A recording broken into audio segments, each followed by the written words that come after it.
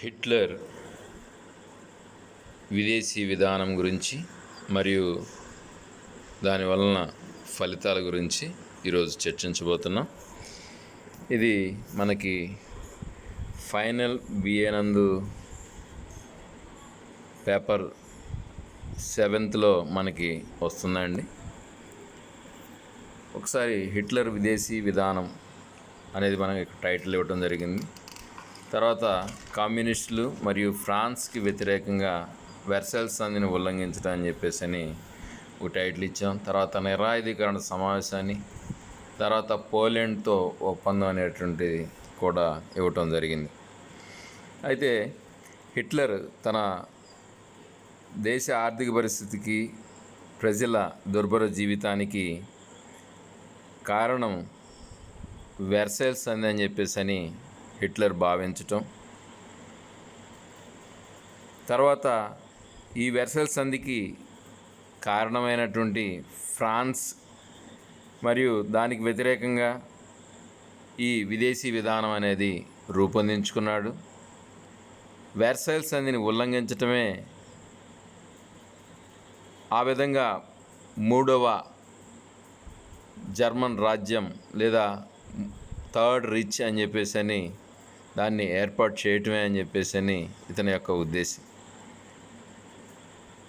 అందులో భాగంగా Germany Versailles సంధి ద్వారా ఏ భూభాగాలను అయితే పోగొట్టుకుందో తిరిగి ఆ భూభాగాలన్నింటినీ కూడా సంపాదించటంలోనే ఇతని యొక్క విదేశాంగ విధానం అనేది అమల్లో విదేశాంగ విధానం అనేది దానిని బట్టే ఇతని యొక్క విదేశాంగ విధానం అనేది రూపొందించబడింది. తర్వాత జర్మనీలో కమ్యూనిజాన్ని నివారించటం, ఇది కూడా ఇతని యొక్క విదేశీ విధానంలో భాగం. మొదటి నుండి కమ్యూనిస్టుల్ని వ్యతిరేకించడం అనేది జరిగింది. నాజీ పార్టీ అధికారంలోకి రావడానికి కారకులు జర్మనీలోని పారిశ్రామికవేత్తలు, భూస్వాములు కారకులైతే, అంటే నాజీ పార్టీకి సహాయకంగా ధన సహాయం చేసిన వాళ్ళైతే, అదేవిధంగా యూరోప్లో కమ్యూనిజాన్ని కమ్యూనిజం అనేది విస్తరించకుండా ఉండటం కొరకు యూరోప్ దేశాలైనటువంటి ఈ బ్రిటన్, తర్వాత ఫ్రాన్స్ కొంత మెతక ధోరణి అనేది హిట్లర్ విధానాల పట్ల వహించడం కూడా జరిగింది. అయితే మనం ఒకసారి చూసినట్లయితే ఇక్కడ నిరాయుధీకరణ సమావేశం అని చెప్పేసి 1932 ఫిబ్రవరి 3వ తేదీన జరిగింది. ఇది నానాజాతి సమితి యొక్క ఆధ్వర్యంలో జరిగింది. ఈ నిరాయుధీకరణ సమావేశం జెనీవాలో జరిగింది. 57 దేశాల ప్రతినిధులు ఇందులో పాల్గొన్నారు. అయితే ఈ సమావేశంలో హిట్లర్ వెర్సైల్స్ సంధి విధించిన నిరాయుధీకరణ షరతుల్ని తొలగించండి, లేదంటే మిత్రదేశాలు నిరాయుధీకరణ విధానాన్ని అనుసరించండి అని డిమాండ్ చేయటం కూడా జరిగింది. అంటే వెర్సైల్స్ సంధిలో ఓడిన దేశాలు వాటికి మాత్రమే నిరాయుధీకరణ అనేది విధించారు. అంటే గెలిచిన దేశాలు నిరాయుధీకరణని పాటించవా అని ప్రశ్నించడం అనేది జరిగింది. అంటే ఇక్కడ వెర్సైల్స్ సంధి నియమాలను ఉల్లంఘించడమే హిట్లర్ యొక్క ప్రధాన ఉద్దేశం. అయితే ఈ విషయంపై అన్ని యూరోప్ రాజ్యాల మధ్య ఒక ఒప్పందానికి, అంటే 57 పాల్గొన్నటువంటి 57 దేశాల మధ్య ఒక ఒప్పందానికి తీసుకురావడానికి నానాజాతి సమితి చేసినటువంటి ప్రయత్నం ఫలించలేదు. అందువలన ఈ నిరాయుధీకరణ సమావేశం అనేది విఫలమైందని చెప్పవచ్చు. 1933 అక్టోబర్ 14న నిరాయుధీకరణ సమావేశం నుంచి హిట్లర్ వైదొలగటం కూడా జరిగింది. అంటే జర్మనీ వైదొలిగినట్లు ప్రకటించడం కూడా జరిగింది. 1926లో నానాజాతి సమితిలో శాశ్వత సభ్యత్వం పొందినటువంటి జర్మనీ 1933 అక్టోబర్ 19న నానాజాతి సమితి సభ్యత్వానికి కూడా రాజీనామా సమర్పించడం కూడా జరిగింది. 1926లో నానాజాతి సమితిలో శాశ్వత సభ్యత్వం పొందినటువంటి జర్మనీ 1933 అక్టోబర్ 19 అంటే నిరాయుధీకరణ సమావేశం నుంచి అక్టోబర్ 14 వైదొలిగాడు. అక్టోబర్ 19వ తేదీన ఈ నానాజాతి సమితి నుండి కూడా వైదొలగటం అనేది కూడా జరిగింది. అయితే ఇలాగ నానాజాతి సమితి నుంచి వైదొలగటంతో జర్మన్ ప్రజల యొక్క మద్దతు కూడా హిట్లర్ పొందగలిగాడు. సంపూర్ణ మద్దతు అనేది కూడా ప్రజలు కూడా అందించారు. తర్వాత మనం చూసినట్లయితే ఈ పోలాండ్తో ఒప్పందం అని చెప్పేసి పోలాండ్తో ఒప్పందం. జర్మనీకి తూర్పు సరిహద్దులో పోలాండ్ ఉంటుంది. రెండవది మొదటి ప్రపంచ యుద్ధానంతరం జరిగినటువంటి ప్యారిస్ శాంతి సమావేశంలో భాగంగా వెర్సైల్ సంధిలో భాగంగా పోలిష్ కారిడార్ అని చెప్పేసి ఒకటి ఏర్పాటు చేయడం అనేది జరిగింది. జర్మనీ భూభాగంలో నుండి పోలాండ్కి బాల్టిక్ సముద్రాన్ని కలుపుతూ ఒక మార్గాన్ని ఇవ్వటం జరిగింది. అదే పోలిష్ కారిడార్. మనం అంతకుముందు ఆల్రెడీ కూడా డిస్కస్ చేసుకున్నాం. అంటే ఈ పోలిష్ కారిడార్ వలన జర్మనీ యొక్క భూభాగం రెండుగా విభజించబడింది. అంటే జర్మనీ యొక్క భూభాగంలో నుండి సముద్ర మార్గానికి పోలాండ్కి సముద్ర మార్గం అనేది ఈ పోలిష్ కారిడార్ వలన ఇవ్వటం జరిగింది. అయితే ఇక్కడ పోలాండ్ మొదటి నుండి కూడా హిట్లర్ అధికారంలోకి వచ్చినప్పటి నుంచి కూడా భయపడుతూనే ఉంది. ఎందుకంటే మైన్ కాంఫ్లో హిట్లర్ రాసుకున్నటువంటి విధానాలే హిట్లర్ అమలు చేస్తున్నాడు. కాబట్టి పోలాండ్కి ఎప్పటికైనా సరే జర్మనీతో యుద్ధం అనేది సంభవిస్తుందని చెప్పేసి పోలాండ్ భయపడసాగింది. అయితే ఇది రష్యాకి జర్మనీకి మధ్యలో ఉన్నటువంటి దేశం అండి. ఇది రష్యాలో కమ్యూనిజాన్ని జర్మనీ వ్యతిరేకిస్తుంది. అయితే ఈ రెండు దేశాల మధ్య యుద్ధం వచ్చినట్లయితే తమ దేశానికి ఇబ్బంది అని పోలాండ్ భయపడటం ప్రారంభమైంది.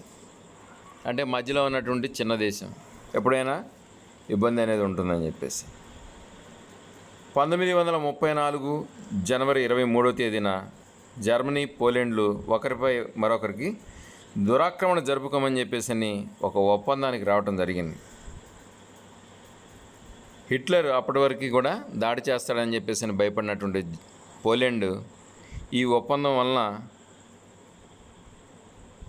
హిట్లర్ వలన ఎప్పటికీ ఇబ్బంది ఉండదని చెప్పేసి భావించడం కూడా జరిగింది.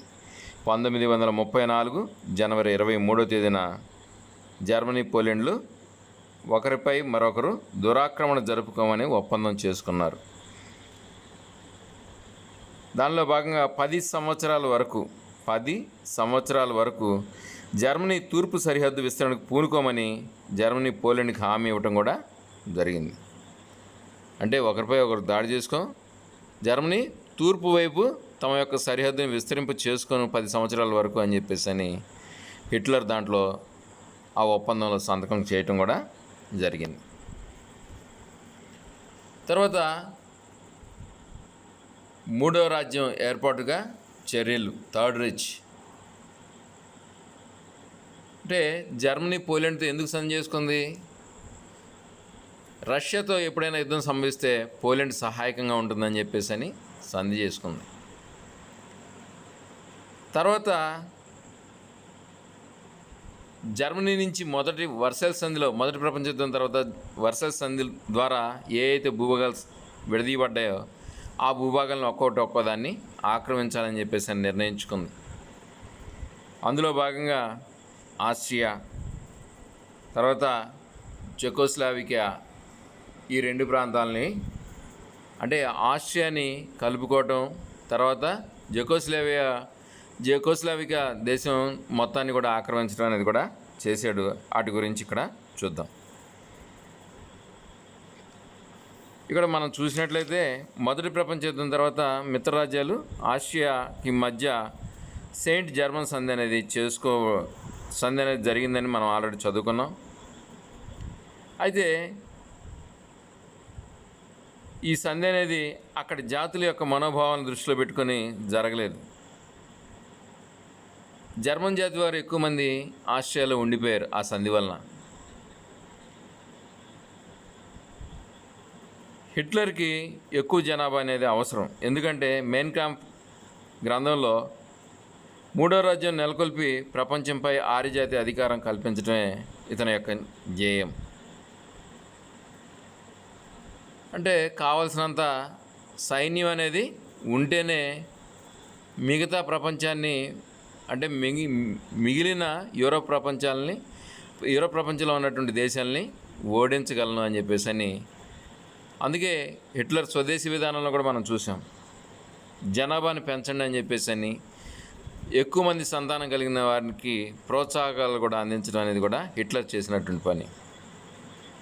కాబట్టి ఇక్కడ జనాభా ఎక్కువ కావాలి కాబట్టి ఆస్ట్రియాలో జర్మన్ జాతి వాళ్ళు ఎక్కువ మంది ఉన్నారు కాబట్టి ఎలాగైనా ఆస్ట్రియాని ఆక్రమించాలని చెప్పేసి అని హిట్లర్ తలచడం కూడా జరిగింది. అందులో భాగంగా హిట్లరు ఆస్ట్రియాలో ముఖ్యంగా జర్మన్ జాతి వాళ్ళు ఉన్నటువంటి ప్రాంతాల్లో నాజీ సిద్ధాంతాలని వ్యాపింపచేశాడు. అయితే అక్కడ ఆస్ట్రియాలో ఉన్నటువంటి నాజీలు 2 సార్లు అక్కడ ప్రభుత్వానికి వ్యతిరేకంగా ఈ హిట్లర్ యొక్క ప్రోత్సాహంతో తిరుగుబాటు చేశారు. అయితే ఆస్ట్రియా ఛాన్సలర్ తన యొక్క సైన్యంతో ఆ నాజీలను అణిచివేశాడు. ముస్సోలినీ ఆస్ట్రియాకి సహాయకంగా కూడా ఉన్నాడు ఆ సమయంలో. అందువలన హిట్లరు ఆస్ట్రియా విషయంలో తాత్కాలికంగా వాయిదా వేసుకోవడం అనేది జరిగింది. అయితే 1935 సంవత్సరంలో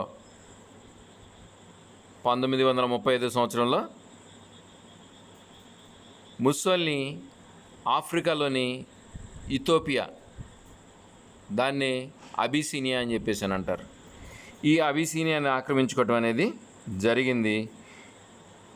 ఆ తర్వాత హిట్లర్కి ముస్సోలినీకి మధ్య సంబంధాలు అనేవి కూడా మెరుగుపడ్డాయి. 1938 సంవత్సరంలో హిట్లరు ఆస్ట్రియాలోని నాజీల్ని మరలా ప్రోత్సహించడం, అక్కడ తిరుగుబాటు నిర్వహించడం,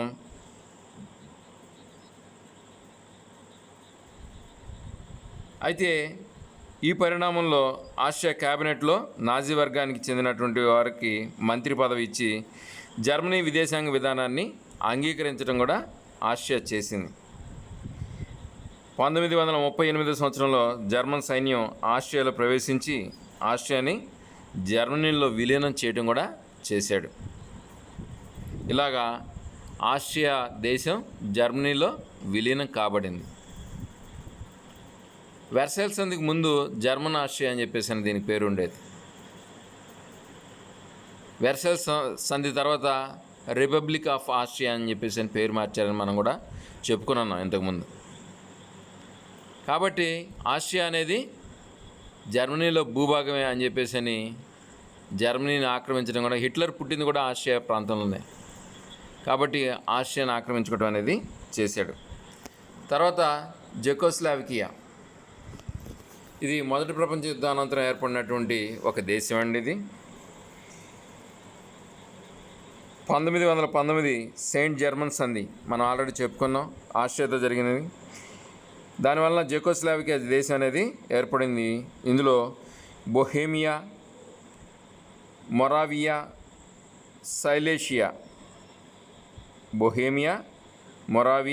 సైలేషియాలోని కొన్ని ప్రాంతాలు, తర్వాత స్లోవేకియా ప్రాంతాన్ని కూడా ఈ జెకోస్లావికియా దేశానికి కలపడం అనేది జరిగింది.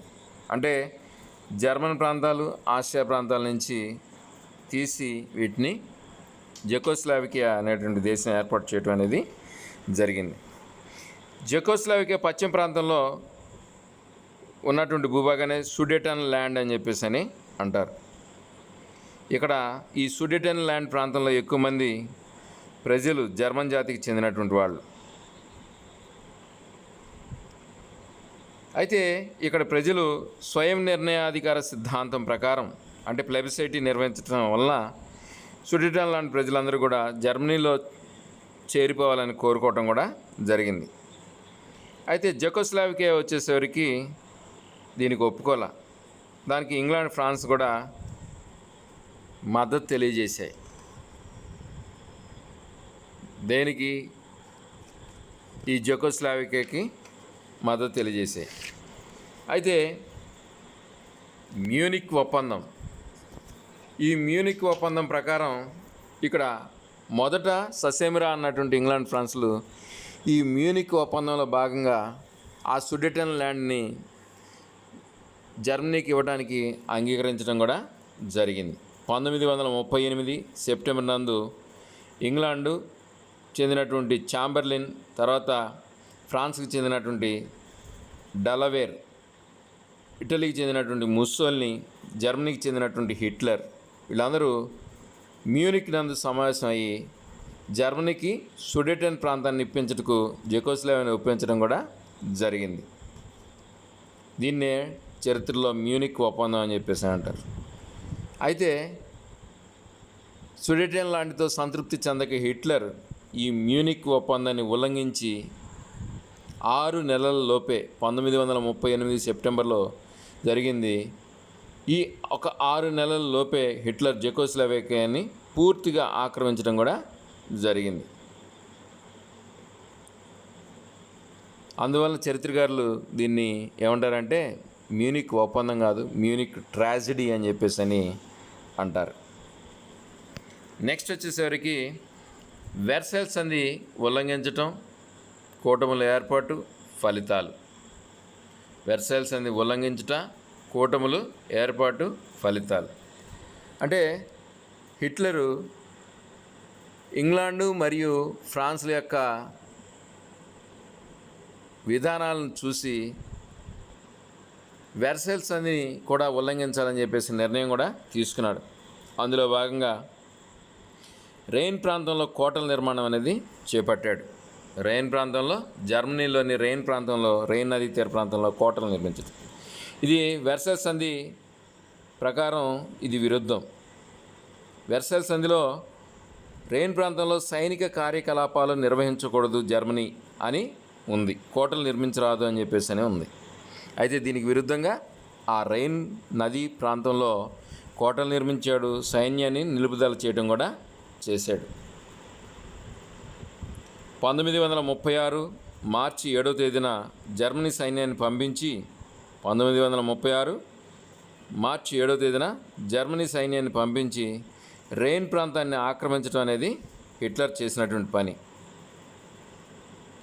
కోటల నిర్మాణం కూడా చేపట్టాడు. అయితే వెంటనే ఫ్రాన్స్ తన యొక్క భద్రతకి ముప్పు అని చెప్పేసి అని భావించి జర్మనీపై యుద్ధం ప్రకటించాలని ఇంగ్లాండ్ని కోరింది. అయితే ఇంగ్లాండ్ దానికి సిద్ధంగా లేదు. దీనివల్ల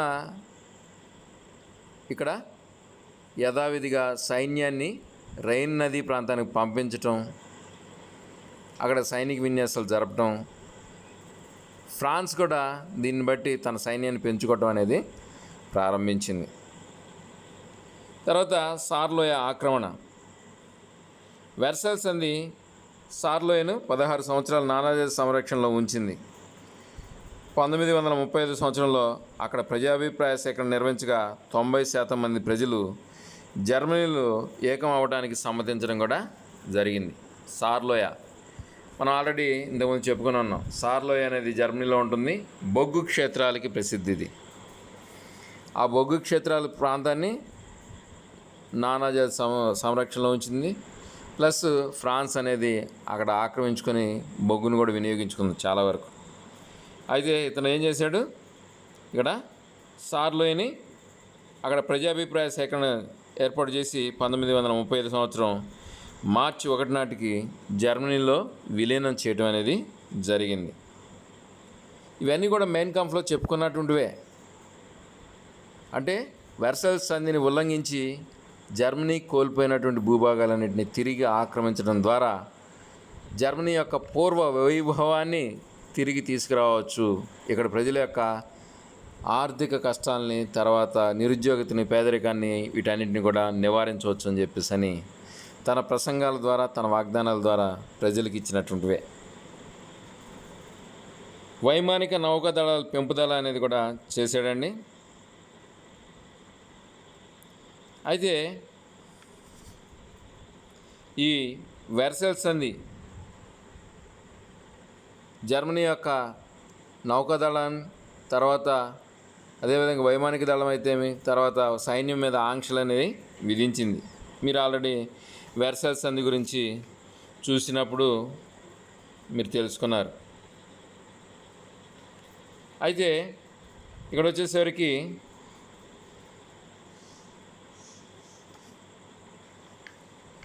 ఇక్కడ జర్మనీ వెర్సైల్స్ సంధిని ఉల్లంఘించడంలో భాగంగా ఈ సైనిక దళాలను పెంచుకోవటం, తర్వాత ఈ దేశానికి కావాల్సినటువంటి, అంటే ఈ దేశంలో ఉన్నటువంటి, జర్మనీలో ఉన్నటువంటి ప్రజలకు నిరుద్యోగ సమస్యను తీర్చడం కోసం సైన్యాన్ని పెంచుకోవడం అనేది ప్రారంభించాడు. అయితే ఇక్కడ వచ్చేసరికి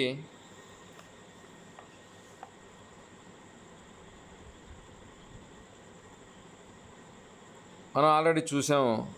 సైనిక షరతుల్లో భాగంగా మనం ఒకసారి చూస్తే జర్మనీ సైనిక నౌక, తర్వాత వైమానిక దళాల సంఖ్యను పూర్తిగా తగ్గించడం అనేది జరిగిందని, ఆయుధాల ఉత్పత్తిని నిషేధించడం అనేది కూడా జరిగింది, నిర్బంధ సైనిక విధానాన్ని రద్దు చేయడం కూడా జరిగింది.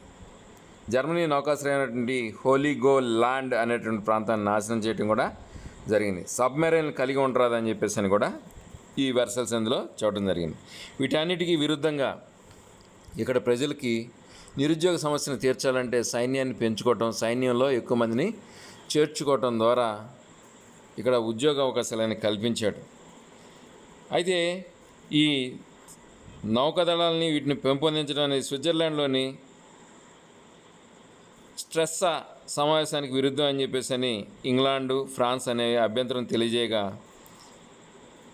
ఇంగ్లాండ్ జర్మనీతో 1935 సంవత్సరంలో తెలియజేయగా తర్వాత ఇంగ్లాండ్ జర్మనీతో 1935 సంవత్సరంలో ఒప్పందం చేసుకొని ఇంగ్లాండ్ నౌకాదళంలో 30% పెంపుదలని అంగీకరించింది కూడా. అంటే ఇంగ్లాండ్ జర్మనీతో ఒక ఒప్పందానికి రావటం జరిగింది.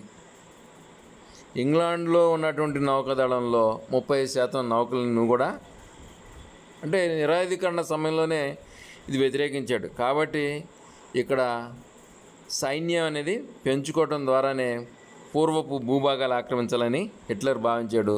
చివరికి ఇంగ్లాండు మెతక ధోరణి అనేది, అంటే పెరుగుతున్నటువంటి కమ్యూనిజానికి అడ్డుగా హిట్లర్ ఉంటాడనే ఉద్దేశంతో చివరికి ఇంగ్లాండ్ అనేది కొంత మెతక ధోరణి అనేది ప్రదర్శించింది. రెండోది, వ్యాపారానికి కూడా ఇబ్బందులు అనేవి కలిగించలేదు కదా, కాబట్టి ఇంగ్లాండ్ కొంత మెతక ధోరణి అవలంబించింది. దానివల్ల చివరికి 30% ఇంగ్లాండ్ నౌకాదళంలో 30% నౌకాదళాలని నువ్వు కూడా కలిగి ఉండవచ్చు అని చెప్పేసి అని చూడటం జరిగింది. తర్వాత ఇక్కడ మనం చూసినట్లయితే రోమ్, బెర్లిన్, టోక్యో అక్షం.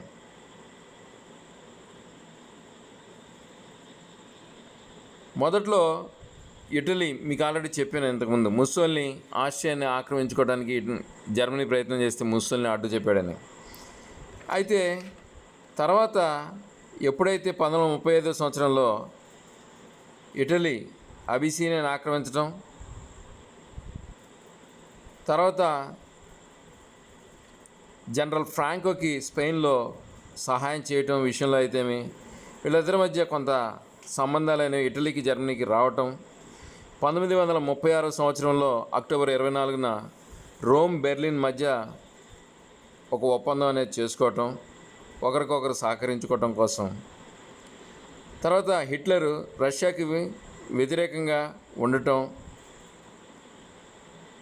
జపాన్తో 1936 నవంబర్ 25 నాటికి కమ్యూనిస్ట్ వ్యతిరేక ఒప్పందంగా దాన్ని మలుచుకోవటం కూడా జరిగింది. ఆ విధంగా ఇటలీ రాజధాని రోమ్, జర్మనీ రాజధాని బెర్లిన్, జపాన్ రాజధాని టోక్యో, అంటే టోటల్గా కమ్యూనిస్ట్ రష్యాకి వ్యతిరేకంగా అటు జపాన్ ఇటు జర్మనీ అనేవి వాటి మధ్య సంధి అనేది కుదిరిందని చెప్పేసి చెప్పవచ్చు. దాన్ని అందుకే రోమ్, బెర్లిన్, టోక్యో అక్షం అని చెప్పేసి అని అంటారు. 1937 నవంబర్ 6వ తేదీన నాటికి ఇది రోమ్, బెర్లిన్, టోక్యో అక్షంగా మారింది. ఇది ఒక రకంగా ఇంగ్లాండు, ఫ్రాన్స్, రష్యాకి వ్యతిరేకంగా ఏర్పడినట్టు కూటమి అని చెప్పేసి అని కూడా చెప్పవచ్చు. యాంటీ కొమింటర్న్ ఒప్పందం అని చెప్పేసి అని కూడా అంటారండి దీన్ని. అంటే కమ్యూనిస్టులకు వ్యతిరేకంగా ఏర్పడినటువంటి కూటమి యాక్చువల్గా. తర్వాత మొదటి ప్రపంచ యుద్ధం సంభవించిన తర్వాత ఇది ఇంగ్లాండ్, ఫ్రాన్స్, రష్యాకి వ్యతిరేకంగా పోరాటం చేయటం అనేది జరిగింది. తర్వాత స్పెయిన్ అంతర్యుద్ధం, ఇది చాలా ఇంపార్టెంట్. ఎందుకంటే స్పెయిన్లో మీకు ఆల్రెడీ ముస్సోలిని గురించి చెప్పేటప్పుడు చెప్పున్నాను.